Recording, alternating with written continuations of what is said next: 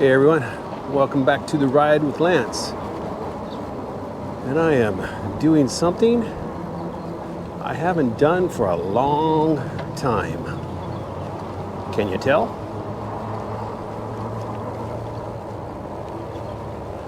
I am riding the RadRover 6 Plus. I miss this bike.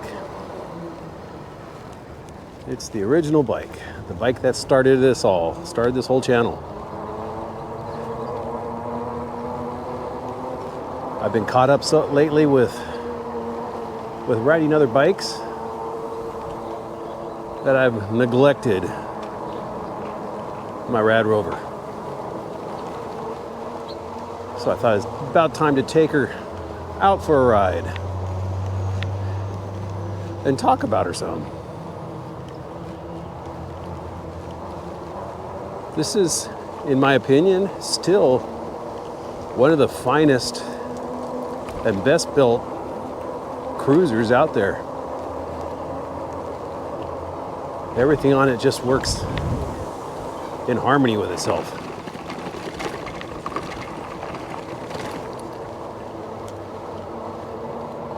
The attention to detail and craftsmanship and finish quality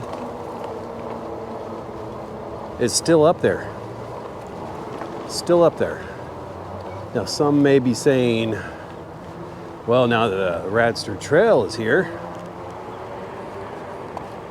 that's the one to have. Well, if you're looking for that type of bike.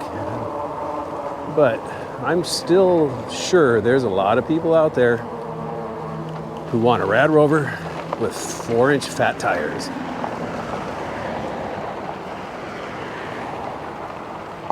It is still just a wonderful bike. It may not be the fastest bike out there, but it's certainly not the slowest bike out there. It's probably one of the bikes you'll have the least amount of problems with. And still to this day, the only problem I've had with this bike, besides a couple flat tires, was the plastic bracket that holds this on broke. But Rad promptly sent me a new one, no questions asked. But ever since then, it's been smooth and fun sailing. And it is still one of the quietest bikes I've heard, and I have. You don't hear anything from the motor. Really. I mean, you do hear a little hum. You hear more hum from the knobby tires.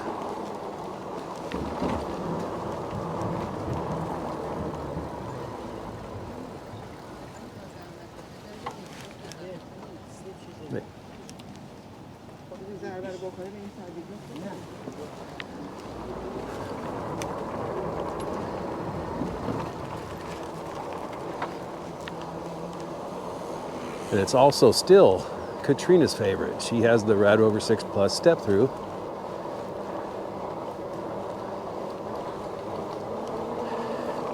And with all the bikes I have gotten to review, she's ridden them, but she still prefers the RadRover. And I can see why.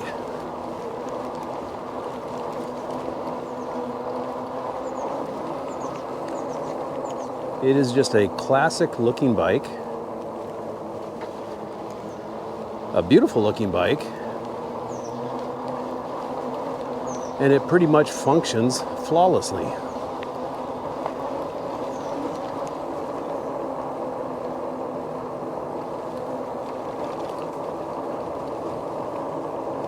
So when you buy a Rad,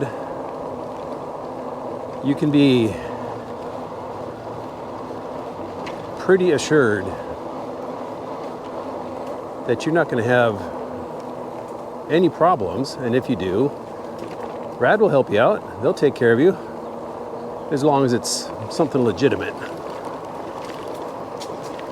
not something like you took your bike full speed into a brick wall and now you want them to replace the forks because you bent the forks, not to mention your hospital bills.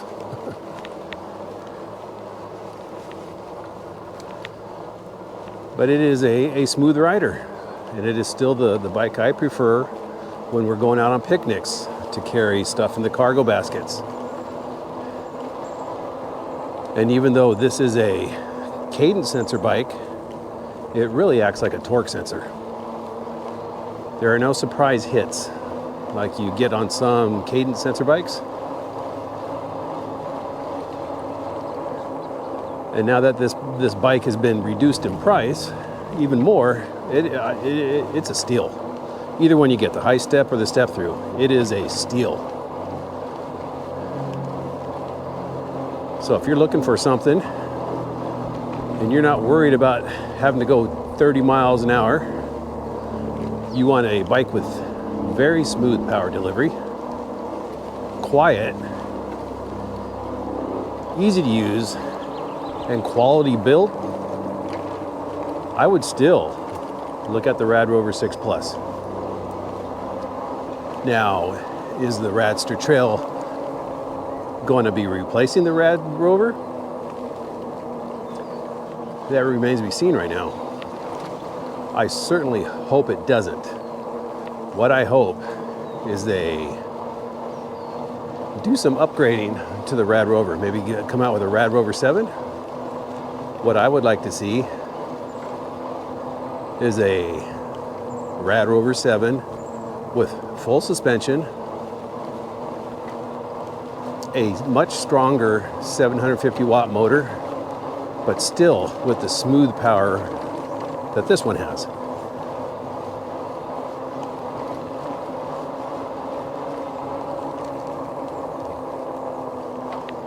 Now, don't get me wrong, this bike is no slouch. It will get you to 20 miles an hour, just like all the other bikes. It might be a second or two slower, but 20 miles an hour is 20 miles an hour. And you can unlock this bike to get it to go to 24, 25. Now, I know that's not the 28 miles an hour that a lot of people are saying that's the minimum speed that I need. Well, let that be for the people who need the speed. But if you're wanting a bike at a very budget price now, you're looking for something that can just get you out and cruise, get outside, see the sights without it flying by you at 28 miles an hour. A bike that won't really disturb hikers on the trail because it's not that loud, and a bike that is reliable. Here you go. Here you go. Now, I wanted to talk about something else too that just recently happened to me.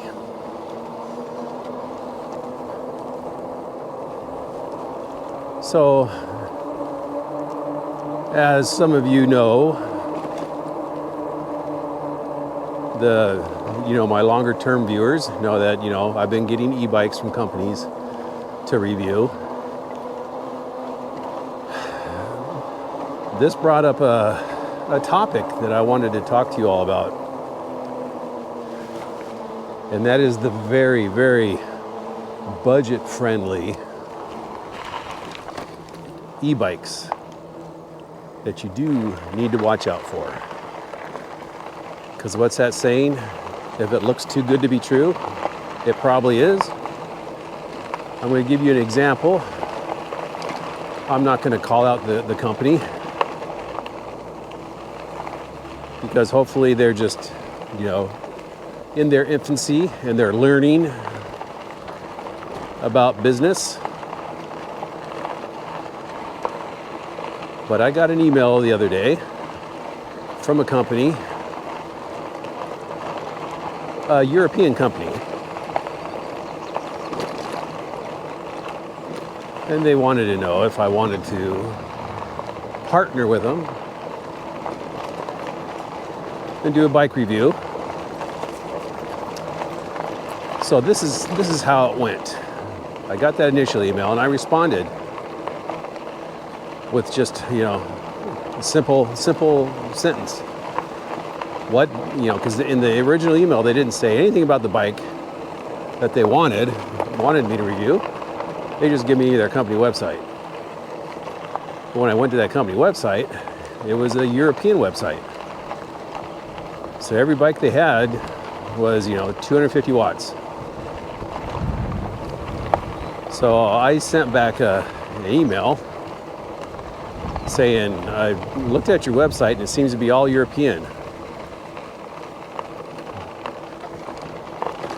And I'm US based. And most of my viewers are US based.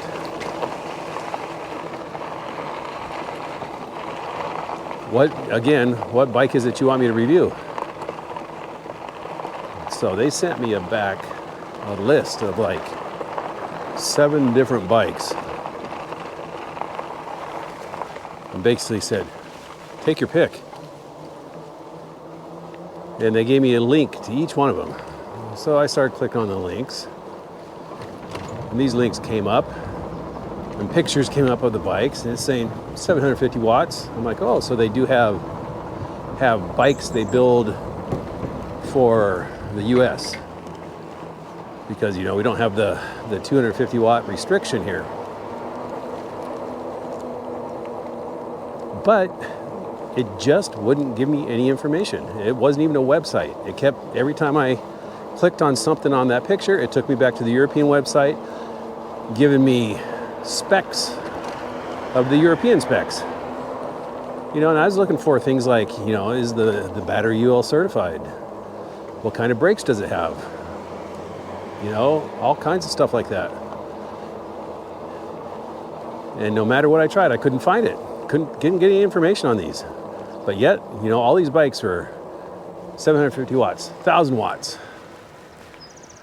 I even came across one that looked identical to the Himiway Engine Pro 2.0, the one I just got recently that I've been doing reviews on, with a few minor cosmetic tweaks. But taking a real close look, I'm like, everything is in the same position. Everything looks the same. It did have a smaller battery, though. But anyways, I shot an email back. Again, saying, do you have a website for these bikes? I would like to look at more of the specs of these bikes. And for any, if I do a review, and for any potential buyers out there or people who just want more information about these, where can they go? They sent me an email back. It just says, oh, so you want your viewers to come to our website and buy a bike? Duh. Isn't that what the whole point of reviewing a bike is? For your company to get sales or promote it? So I said, yes. I sent an email back saying, yes. And I'm sure that a lot of them will like to just go to the website and look at the specs of the bikes. And then I got an email back. It just said, oh, when they check out, it will take them to US dollars. And that was the end of the email. And that was the end of my communication with this company. So, like I said, if it sounds too good to be true, because these bikes, you know, that they were showing 750 watts, full suspension, 1,000 watts, full suspension, $500, $600. So I just wanted to bring that to your attention, that if you're looking at bikes like this, and I hate to say it, but you'll find a lot of these type of bikes on Amazon. And these companies don't have websites. They just have like an Amazon page with all their offerings. This is something that should set off a light bulb in your head. And here's why. Besides it being so cheap, they're not offering any information on their bike. You don't know what kind of battery it is. They just say, you know, it's a 48 volt, you know, 13 amp, 14 amp, 20 amp battery. You don't know if it's been certified. You don't know if somebody is mass producing these batteries in their garage. And I know for a lot of people, batteries is a big concern. You know, there's been hype in the media, I think some unnecessarily. E-bikes cause fires. E-bike batteries cause fires. But the other thing is, too, is what happens when you need a replacement part? That maybe that company made its own product. Where do you go? There's no website. There's no nothing. They don't have an accessory page. So these are things to look out for.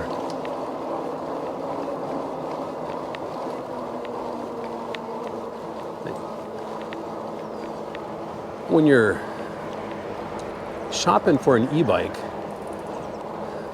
especially on Amazon,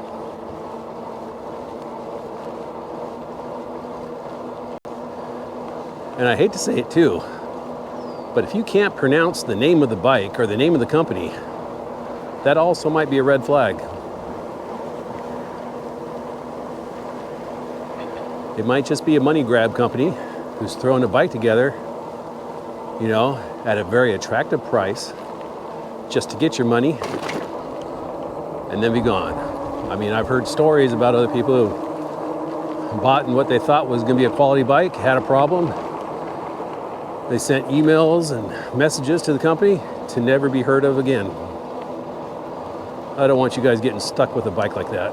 That would be very disappointing on your part or for you, that you finally got yourself an e-bike, spent, you know, $600, $700, $800 on this, and now it's broke in your garage and nobody makes parts for it. So that's why I kind of reiterate, stick with brand name companies or well-known companies. There's a lot of good companies out there that have been in business for a while, just like Rad. Rad's been in business, I think, for 17, 18 years now. And I think they're still the one that all these other e-bike companies measure themselves against.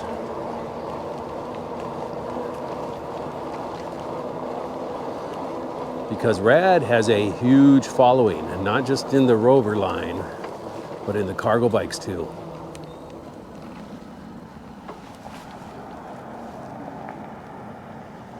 Go ahead.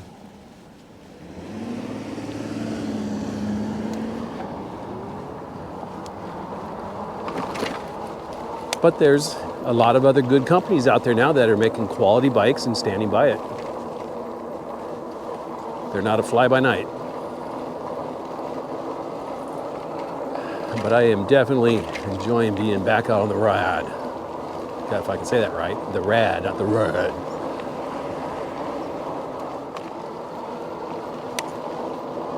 So yes, I do believe the RadRover 6 Plus is still a very competitive bike against others. It's still a bike that's going to put a smile on your face. And it's still a bike that is just great for everyday cruising, everyday commuting, and just everyday fun. So, if you're searching for an e-bike and a RadRover is on your list of ones to look at, but you're coming across videos that, you know, just are downplaying the Rad, that are saying negative things about it, I'm telling you, they're wrong. They're wrong. It still puts a smile on my face.